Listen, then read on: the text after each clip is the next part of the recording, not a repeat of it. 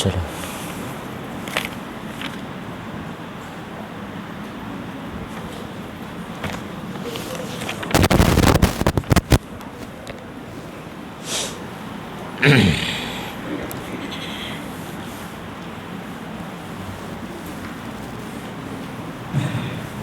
Okey, terima kasih.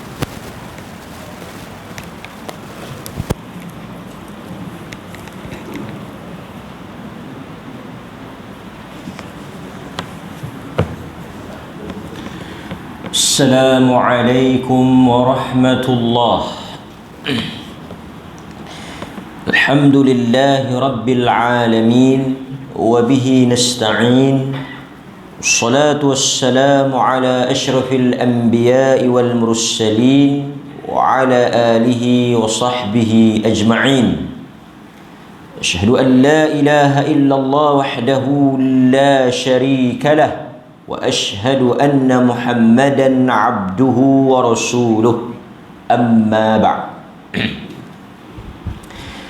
Bab yang ke-68, hadis 124, muka surat 139, tajuk aduan jiran. Babu shikayatil jar. Bab pada menyatakan tentang shikayah, aduan, al-jar, jiran. Maksudnya kes ini berhubung dengan peristiwa yang berlaku kepada Rasulullah mengenai seorang lelaki yang protes, atau dalam bahasa kita dia pergi report dekat Nabi tentang buruknya jiran dia. An Abi Hurairah radhiyallahu anhu qala qala Rasulullah sallallahu alaihi wasallam. An Abi Hurairah radhiyallahu anhu qala rajulun, daripada Abu Hurairah radhiyallahu anhu, dia berkata, qala rajulun, telah berkata seorang lelaki. Tak disebut gerangan atau identiti pengadu dirahsiakan identiti dia. Ya Rasulullah, wahai Rasulullah, inna li jaran, sesungguhnya bagiku seorang jiran. Dia main mengadu dekat Nabi, sesungguhnya bagiku seorang jiran. Yu'dhini, yang menyakiti diriku. Dia pergi mengadu dekat Nabi, dia ada seorang jiran yang bersikap buruk, menyakiti dirinya, tapi dia tak cerita apa yang kawan tu buat. Faqal intaliq, maka Nabi sallallahu alaihi wasallam bersabda, kau pergi balik. Fa akhrij, keluarkan, pergi balik rumah kau, keluarkan mata'aka, barang-barang rumah kau. Mata', kerusi, meja, almari, bawa keluar. Ila tariqa, pergi letak tengah jalan. Pergi bawa keluar, pergi letak tengah jalan. Fantalaqa, dia pun balik. Fa akhrija mata'ahu, dia pun bawa keluarlah barang-barang dia seperti yang disuruh oleh Rasulullah. Dia bawa keluar barang-barang dia, pergi letak tengah jalan tu. Fajtama'an nasu alaihi, jadi bila orang nak lalu, fajtama'an nas, bila manusia nak lalu, manusia akan tengoklah, berimpun lah. Jadi terganggu, keadaan tindakan dia tu terganggu. Tengok, apa dia tiba-tiba dia bawa keluar barang di luar daripada rumah. Faqalu, mereka bertanya, ma sya'nuka, apa kes? Apa pasal ni duk bawa keluar barang ni? Qal, jawab dia, li jarun yu'dhini. Dia kata, ini semua ada kes jiran yang buruk ni duk kacau aku. Kemudian aku pergi jumpa Nabi, Nabi suruh bawa keluar. Jadi cerita tu terbongkar. Mula orang tak tahulah kan, pasal kes tu antara mereka dua. Tapi bila dia bawa keluar barang tu sehingga mengganggu orang lain, ataupun sehingga orang lain nampak barang-barang tu, orang tanya pasal apa. Duk tak duk bawa keluar barang hang, kes apa? Apa cerita? Dia kata ni jiran aku perangai tak elok. Faja'alu yaquluna, mereka yang dengar cerita dia tu, yang mengetahui asbab, punca kenapa dia bertindak sedemikian, maka ramai-ramai mereka itu berkata, berdoa, Allahumma la'anhu, ya Allah, laknatlah si jiran yang jahat ni. Si jiran dia ni yang duk buat dia ni, laknat dia. Allahumma akhzihi, ya Allah engkau hinakan. Maksudnya mereka yang tahu cerita tu mendoakan keburukan kepada lelaki tadi yang jiran dia tu. Fabalaghahu, maka bila orang duk doa dekat dia tu dengar sampai, maka dia kata laknat dia tu, Allah Ta'ala hina dia, burukkan dia, doa bagi dia. Seorang, dua orang, tiga orang, empat orang, lima orang, enam orang. Fabalaghahu fa'atahu, dia pun pilah kat jiran dia yang buat keluar barang tadi ni. Jiran hak jahat tu lah, yang buruk tu, yang perangai tak elok tu. Dia pergi kat jumpa kat jiran dia yang bawa keluar barang. Dia kata, irji' ila manzilika, hampir ambil balik buat masuk lah. Pergi ambil balik buat masuk. Pergi balik masuk dalam rumah hang. Fa wallahi, demi Allah, la u'dhika, aku tak kacau orang hang. Macam mana tuan-tuan? Tak mahu tuan-tuan duduk taman lagi mudah, bawa keluar peti air, mesin basuh ya, cukup. Cuma saya takut sebelum tuan-tuan bawa masuk, orang lain tolong bawa masuk. Tak apa. Hadis rawahul Bukhari. Kalau tuan-tuan tengok hadis yang ke-125, hadis yang ke-125 juga mempunyai maksud yang sama daripada Abu Juhaifah.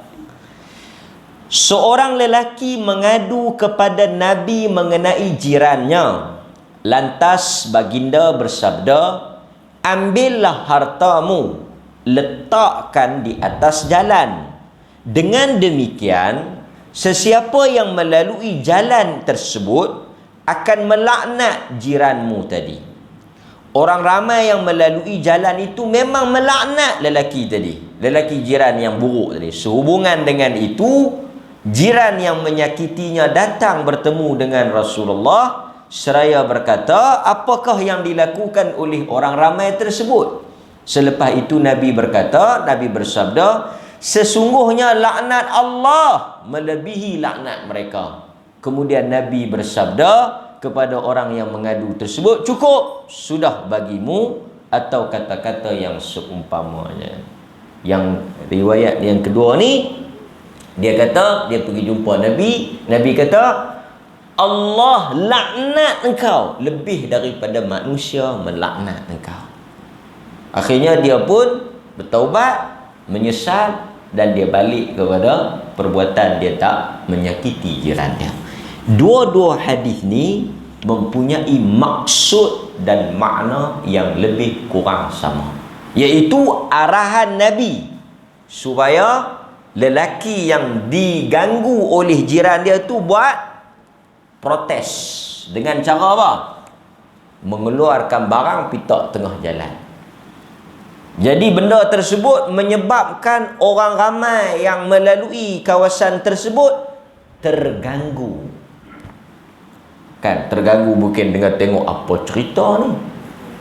Jadi orang yang lalu tu pun tanya, dapat maklumat, melaknat, doa buruk pada jiran yang kacau jiran dia tadi ni, sampai Nabi suruh protes, Nabi suruh bertindak satu perkara yang sangat kita panggil agresif, pergi buat macam ni lah, bantahan, sehingga orang ramai terkesan.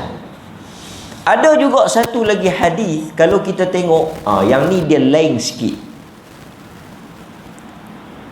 Sebelum Nabi SAW suruh dia bawa keluar barang tu, Nabi suruh dia sabar.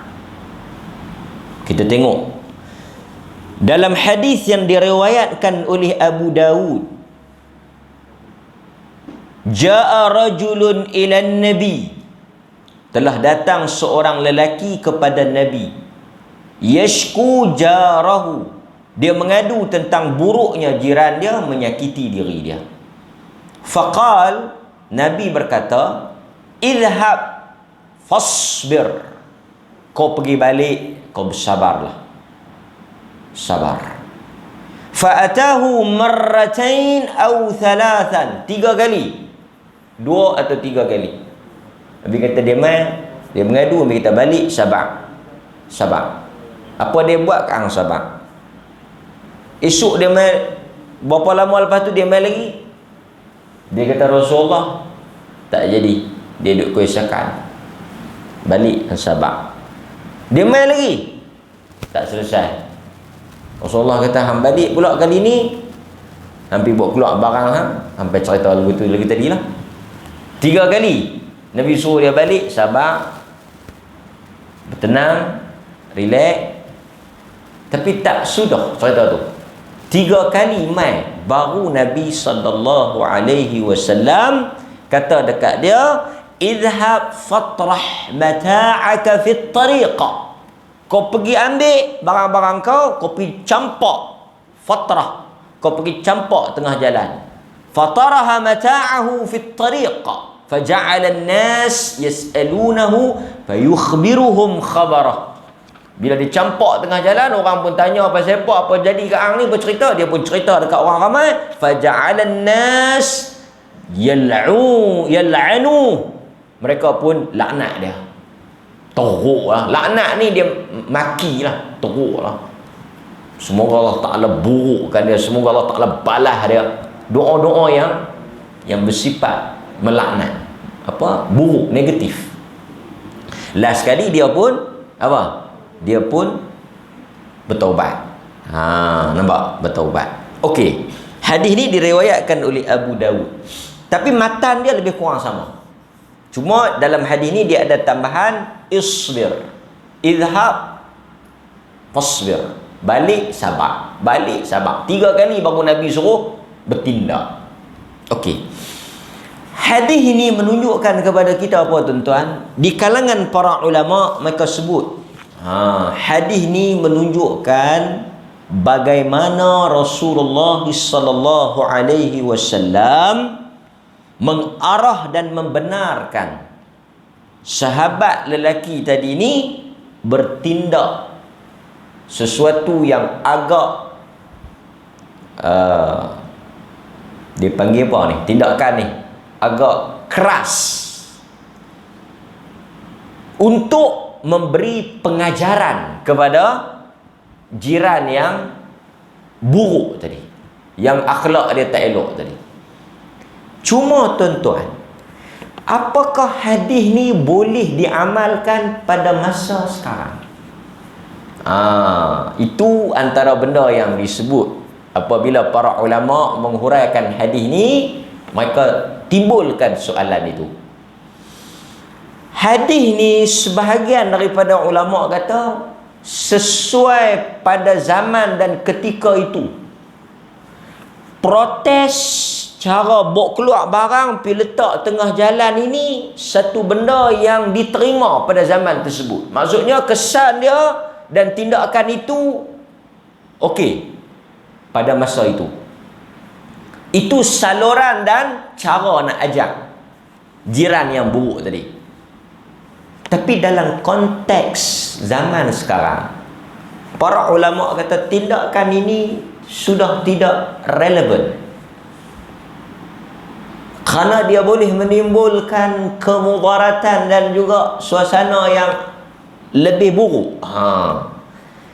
Sebab kita ada banyak saluran. Report MPK. Banyak kawan-kawan yang duk kerja di MPK bagi tahu, pergi report dekat depa kalau jiran buat renovation ke apa, tak puas hati, tanam pokok bunga lebih ke apa, nanti MPK mesodok pokok-pokok bunga tu lempak tepi-tepi. Senang. Cuma habaq ke MPK, tolong rahsiakan. Ada yang tambah owning apa semua yang melanggar, dia ada peraturan kerajaan tempatan. Kita pergi report lah. Tanam pokok pelam sampai berjuntai masuk, tanam kucing. Kalau ikut mufti dia suruh tangkap pitok ya kucing tu.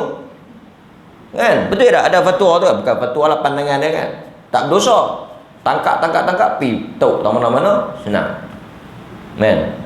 Jangan duk habaq lah. Malam-malam tangkap. Kan? Boleh. Kalau dia berjuntai di rumah kita, tak kira lah pokok apa ke, baguk ke, bogok ke, apa ke, pangkah bagi. Dia kata jangan ni 7-8 ribu. Tak ada. Dia masuk rumah kita. So kita pergi report lah. Buat tindakan yang mengikut saluran undang-undang. Tak payahlah bawa keluar barang tu. Sekali lagi pergi baca hadis ni, dia pergi bawa keluar barang tu, elok. Dia tahu ustaz, jiran pun tak berubah, barang hilang. Satu bak pula. Jadi kita ada saluran dia. Kita ada cara protes. Maksudnya kita bertindak mengikut saluran untuk menunjukkan ketidakpuashatian kita. Tetapi sebelum daripada itu, kalau kita tengok dalam hadis yang Abu Daud tadi, kita diminta menggunakan saluran yang lebih harmoni. Mungkin kita boleh pergi cakap elok-elok. Mungkin dia tak perasan. Mungkin dia tak sedar. Dia kata saya ni mari nak tegur sikit lah. Mari nak cakap sikit. Ada benda saya terganggu. Saya tak suka lah macam ni, terganggu. Mungkin parking kereta ke. Macam-macam dia nak jadi kes ni. Saya terganggu. Maka saya pergi habaq dekat dia. Ni duk buat bumbung ni elok lah. Rumah cik tak masuk air lah. Pasal dia turun main rumah saya. Pergi habaq dekat dia. Suruh dia pergi perbaik balik ke mana ke. Habaq pergi cerita dekat dia. Mungkin dia tak nampak, terlepas pandang. Dia tak perasan. Dia tak minta maaf, saya tak tahu. Bagi tahu elok-elok. Tapi kalau gamuk jenis tak makan saman, jenis buat tak reti, jenis buat tak tahu, jenis memang tak boleh nak berkira sama, hadis ni boleh diguna pakai. Dengan kita bertindak. Tapi satu sikap, mungkin ada satu jiran dia tak setuju. Saat jiran dia tanam pokok, duk masuk di rumah dia daun apa semua, dia kata potong pokok ni. Kalau tak potong, dia kata saya ada tanam elok ni, saya akan rakam. Lepas tu kelaku orang lain ni apa dia?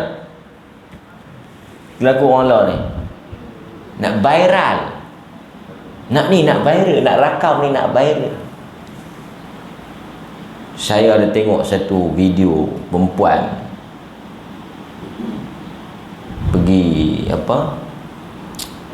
pergi duk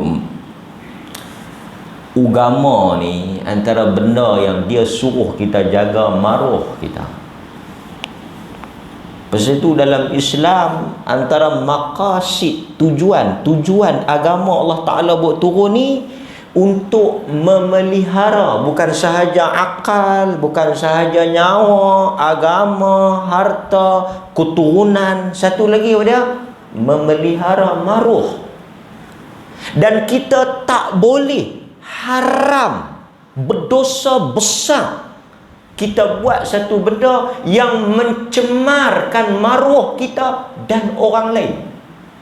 Pasal itu banyak hadis, man satara musliman fid dunya satarahu Allahu Yaumul akhirah.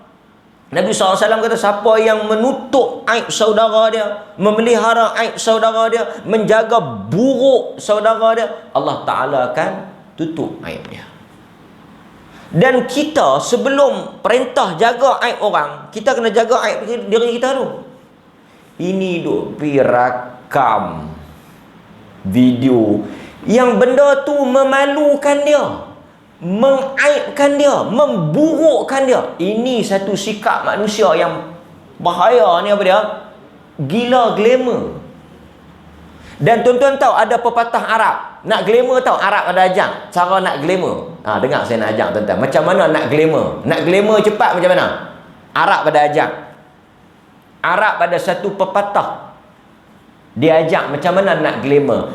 Khalif tu'raf. Hang buat benda pelik pada orang, hang buat benda yang berlawanan, khalif, hang buat benda yang bersalahan dengan orang, tu'raf, hang akan glamour. Contoh apa dia? Contoh jalan tu, kot tu kita apa? Dia panggil apa? Lawan arus. Glamour. Glamour. Buat beling pada orang, buat satu benda yang kata apa, pelik. Bahasa kita buat benda pelik, tu'raf, engkau akan glamour. Sebab itu orang yang sengaja buat benda pelik, benda-benda simple ya.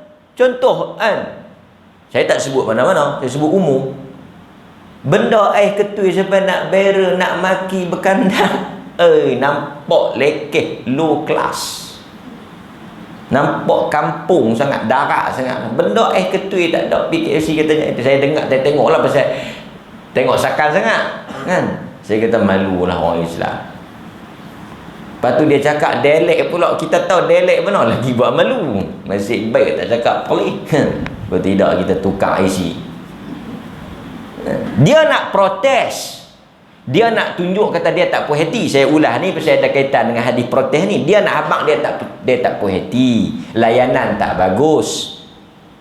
Tak perlu nak satu Malaysia nak tahu. Dan dunia, orang Malaysia ni banyak lagi masalah nak fikir ni. Omicron lah, booster lah, apalah. Banyak masalah ni, nak sambut Ramadan lah, benda hang ni kan. Ini satu, pasal itu saya nasihatkan orang-orang yang seperti ini, macam mana kita nak ajak dia, kita jangan layan dia. Jangan kita popular, dia nak popular, dia nak glamour, kita jangan layan, kita abaikan dia kan. Ini juga satu sikap, kerana tindakan dia itu memalukan diri dia. Dalam Islam kita tak boleh buat benda-benda yang dia panggil khawarimul muru'ah, benda yang boleh mencacatkan, menjatuh, mencemarkan maruah kita, tak boleh. Nabi SAW dia tak benarkan kita pakai pakaian yang beling pada orang, libasus syuhrah. Orang lain tak pernah tengok pakaian tu, kita mai pakai sampai orang tengok, oi, geng mana ni kan? Sampai orang nampak kita tu, agama tak mau kita tu jadi bahan percakapan, bahan apa orang kata, bila kita pergi pasal tu nak pergi kenduri pakai bagi kena dengan gaya. Semua orang pakai baju Melayu, tak tahu dia mai dengan pakaian apa, kot boh apa masuk, dia jadi merak buih. Bukan merak saja, dia buih.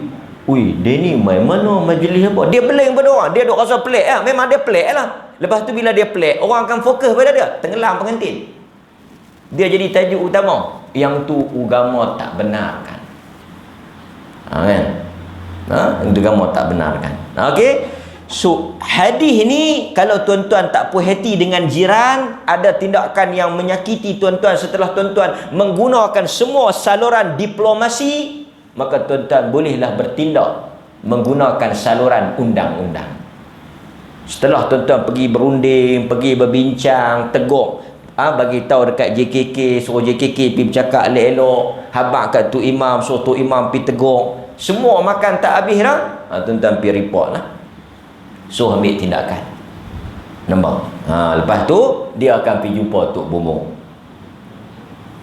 Dia tak siapa report, Tok Bomo macam biasa, bukan orang jauh, orang dekat kan, ya. Pilih. Okey.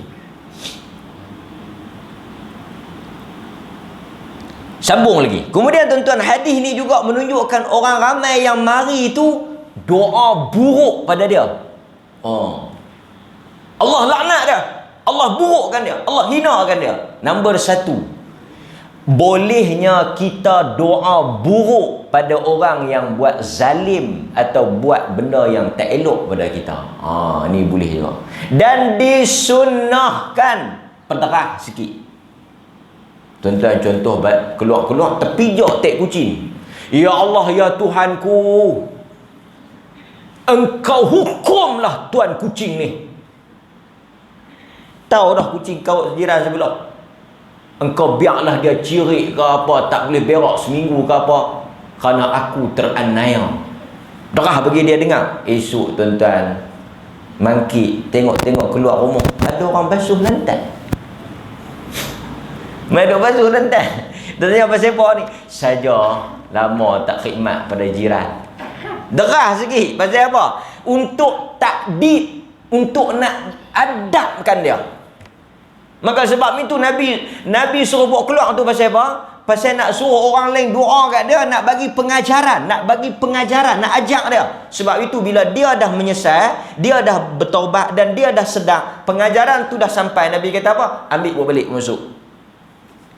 Maka yang pertama, kalau ada orang buat zalim, buat naya kat tuan-tuan, nampak gaya jalan lain tak boleh dah, minta supaya Allah Ta'ala ambil tindakan. Pasal itu salah satu daripada doa yang mustajab dan dibenarkan kita doa, boleh mendoakan keburukan kepada orang yang menganiaya atau zalim pada kita.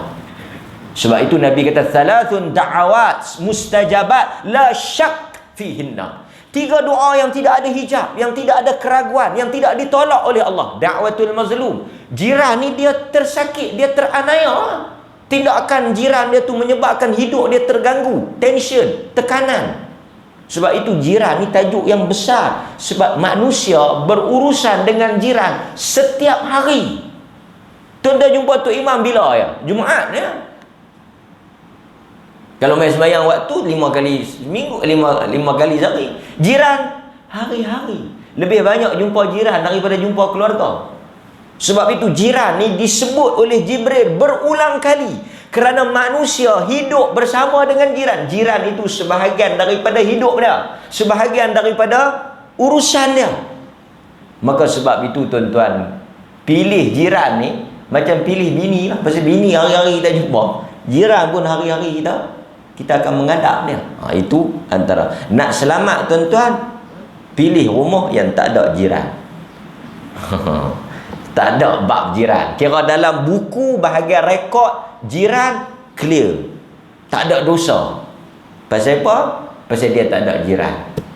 Nampak? Okey.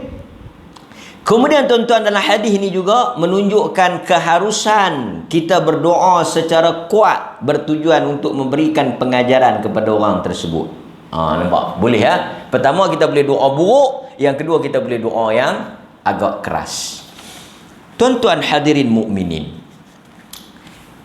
kita biasa dengar hadis yang mana siapa-siapa yang menimbulkan gangguan pada orang lain, memang dia akan terkena doa laknat. Dan bila orang doa laknat, Allah Ta'ala akan laknat pelaku dia.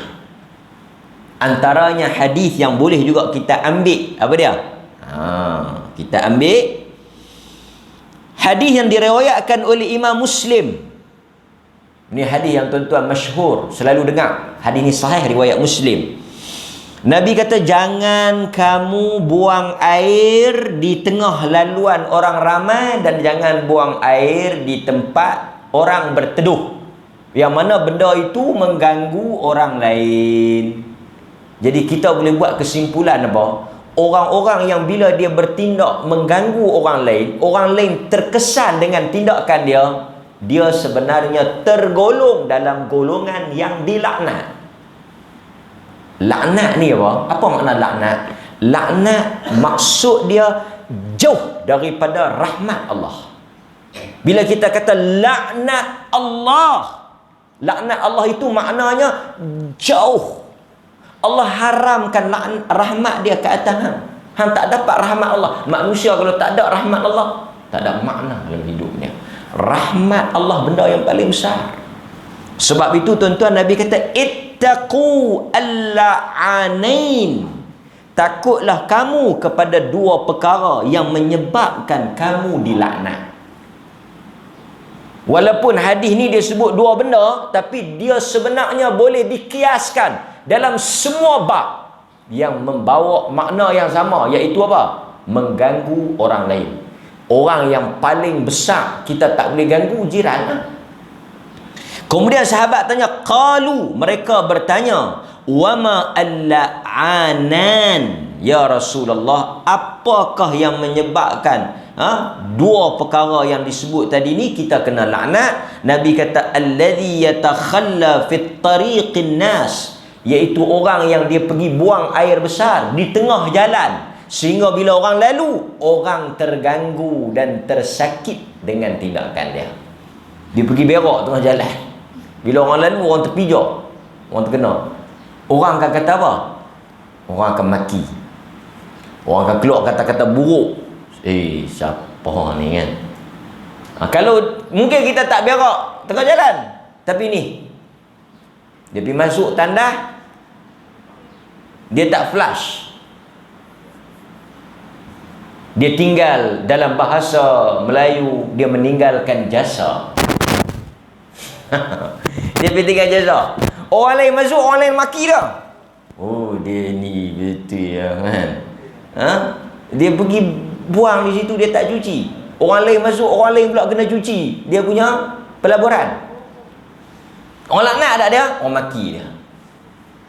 Itu maksudnya tindakan-tindakan yang mengganggu, menyakitkan, menyusahkan orang. Tak boleh. Nampak? Itu antaranya. Yang kedua, fi dhillihim, pada tempat orang berteduh. Dhillihim, tempat mereka. Dulu orang Arab, bila dia musafir jauh-jauh dulu, dia ada kawasan berteduh, pokok-pokok yang tempat mereka berteduh. Mereka tak ada lah kawasan rehat macam kita ni, tapi mereka ada tempat-tempat berteduh. Tempat-tempat berteduh tu, kalau manusia pergi buang najis di situ, habis jahanam.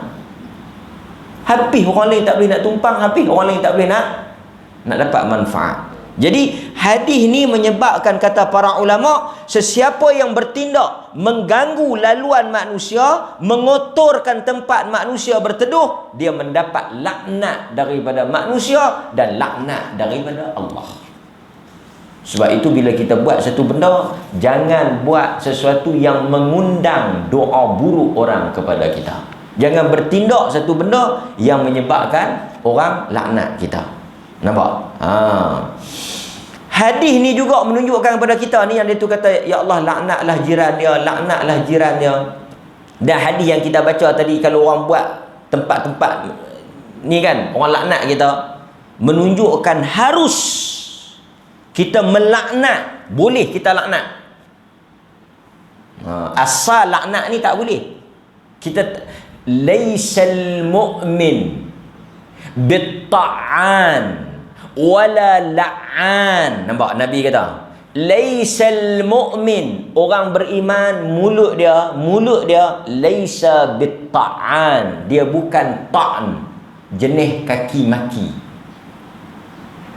Di mulut tu dia bukan jenis orang maki. Wala la'an bukan kaki pelaknat. Orang mukmin laisa bitta'an wala la'an wala fahish, cakap kotor, fahsya, wal badhi, cakap kasar.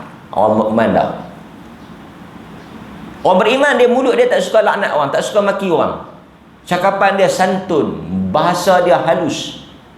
Tapi kalau di mulut dia bodoh, itu bukan orang beriman. Itu mulut huduh. Orang beriman dia cakap elok. Tengok Nabi. Anas bin Malik kata dia 10 tahun duduk dengan Nabi. Nabi sampai di Madinah umur dia 10 tahun. Nabi tinggal di Madinah 10 tahun. 20 tahun umur dia, Nabi wafat. 10 tahun. 10 tahun dia duduk dengan Nabi. Sepatah perkataan yang buruk dia tak pernah dengar keluar daripada mulut Nabi. Bukan 10 hari. 10 hari kot boleh berlakon. 10 hari kot boleh pedor cakap bagi elok kan. 10 tahun sepatah. Satu hari kata Anas bin Malik, Rasulullah suruh aku pergi buat urusan. Pergi, pasal dia khadam, pergi. Dia budak lagi. Dia pipi, dia jumpa tengah jalan kawan-kawan dia duk main. Budak-budak bila tengok kawan-kawan dia main, dia pergi main sama. Lama Nabi tunggu tak balik. Nabi pergi cari, tengok dia duk main. Nabi tunggu dia duk main. Habis dia main, Nabi pergi kat dia. Anas, apa yang aku suruh anda buat ke? Dia dah tak buat. Kenapa tak buat? Pergi buatlah. Dia kata, Nabi tak kata. Nabi tak marah, Nabi tak maki, Nabi tak cakap. Itu Rasulullah sallallahu alaihi wasallam. Maka sebab itu orang yang mengikuti Rasulullah hendaklah dilihat pada mulut dia. Mulut dia kan. Okey. Kemudian tuan-tuan hadirin mukminin, kata para ulama juga, Nabi memberi amaran supaya apa-apa sahaja yang boleh mengundang laknat di atas tindak tanduk kita hendaklah dielakkan. Nampak? Namun jika seseorang itu tidak berhak dilaknat, kita pi laknat dia. Dia tak kena laknat tu, kita pi laknat dia. Pi maki dia benda yang dia tak buat, dia tak. Walladzina yu'dzu. Tuan-tuan kena ingat dalam Quran ada sebut satu ayat, walladzina yu'dzuna minal mu'minina wal mu'minat bighairi maktasabu. Walladzina yu'dzuna minal mu'minin wal mu'minat. Quran kata mana-mana orang yang menyakiti orang beriman, sama ada orang itu lelaki atau perempuan, bighairi maktasabu, benda yang dia tak buat, benda yang dia tak kata. Kawan tu tak kata macam tu pun, kawan tu tak buat macam tu pun, dia pi kata, dia pi buat, dia pi tuduh. Pasal tu dalam Quran dia tak guna perkataan fitnah, dia guna perkataan buhtan. Satu orang tak kata, satu orang tak buat, kita pi kata, kita pi tuduh dia kata, kita pi buat dia kata, kita pi create kata dia kata, faqadih tamalu buhtanan. Quran kata dia telah menanggung satu pembohongan wa isman mubina, dosa yang besar. Itu dia panggil perkataan tu apa dia? Buhtan. Tuduh orang benda yang orang tak kata, dan tuduh orang benda yang orang tak buat. Nampak? Sebab tu sebelum kita melaknat, kita hendaklah memastikan apakah benar kawan tu buat. Kita tak boleh kata, ni siapa buat? Dia tu buat. Hang tahu mana? Tak ada orang lain lah kelaku ni. Tak boleh. Yang tu tuduhan liar. Kita bertanggungjawab di atas perkataan kita. Okey tuan-tuan. Dan hadis ini menunjukkan bahawa tindakan kita itu sehinggalah orang tersebut berhenti. Bila dia insaf, kita kena berbaik balik dengan dia. Tuan-tuan kena ingat, kesimpulan akhir dia, kita boleh pulau orang. Sampai bila kita nak pulau? Isteri kita, Quran kata mula tegur dia. Kalau dia tak mau terima teguran, jangan tidur sekali. Sampai bila kita marah dia, kita ajak dia, sampai dalam Quran kata sampai dia taat balik. Lepas dia taat, jangan dia buat perangai mebay tak tahu halau. Mula kita tegur dia, tahan jangan buat benda ni. Lepas tu kita pisah tempat tidur, dia main minta maaf. Dia minta maaf, dia minta ampun, dia menyesal lah. Cukup. Berhenti, kita kena terima dan kita kena berubah. Jangan aku tak mau, aku nak ajak hang sikit. Tak ada. Yang ni melampau. Dia dah berubah, dia dah minta maaf, dia dah sedar. Kita jangan, Quran kata jangan bertindak lebih pada kadar dia. Sebab itu kalau kita baca Ka'ab bin Malik. Ka'ab bin Malik tuan-tuan, dipulau oleh Nabi sebab dia tak pergi perang Tabuk. Semua sahabat tak bercakap dengan dia. Semua sahabat pulau dia, boikot dia. Sampai bila? Elok-elok Quran turun kata Allah terima taubat dia. Allah terima taubat Ka'ab. Semua pakat lari pergi jumpa Ka'ab. Pergi habaq Ka'ab, absyir. Ka'ab gembira, Tuhan dah turun ayat. Semua jumpa Ka'ab kata aku jumpa kawan tu. Dia kata tahniah Ka'ab, absyir, bagi berita gembira. Semua terima. Tak ada siapa pun yang berdendam atau siapa pun yang lebih daripada Allah dan Rasul. Sebab itu bila kita boikot, kita marah, kita bertindak, setakat dia dapat insaf, dia insaf, dia menyesal, cukup. Jangan kita lanjutkan. Jiran kita minta maaf, cukup, berhenti dekat tu. Dibenarkan kita bertindak sekadar dia mendapat pengajaran. Lepas dia dapat pengajaran, dia mari minta maaf, kita jangan terbawa-bawa dengan perasaan kita. Sebab Nabi kata, okey cukup, bawa masuk balik barang hang. Dia dah insaf. Jadi tuan-tuan, itu pengajaran yang boleh kita ambil daripada hadis ni, bagaimana kita menyalurkan ketidakpuashatian kita dan juga sikap buruk jiran kepada kita. Ada tindakan keras atau tindakan yang agak agresif yang dibenarkan oleh Nabi dalam memberikan didikan kepada dia, tetapi hendaklah mengikut saluran yang betul. Kata para ulama, pada zaman dan ketika itu tindakan itu diterima dan difahami. Maksudnya bawa keluar barang tu, protes cara tu okey, boleh. Zaman lah ni mungkin ada cara lain, tak sesuai lah, nak dipraktikkan. Wallahu ta'ala a'lam. Cukuplah sekadar itu. Masa pun dah agak lewat, tuan-tuan pun ada urusan. Mudah-mudahan rahmat Allah kepada kita. Subhanakallahumma wa bihamdika asyhadu an la ilaha illa anta astaghfiruka wa atubu ilaik. Assalamualaikum warahmatullahi wabarakatuh.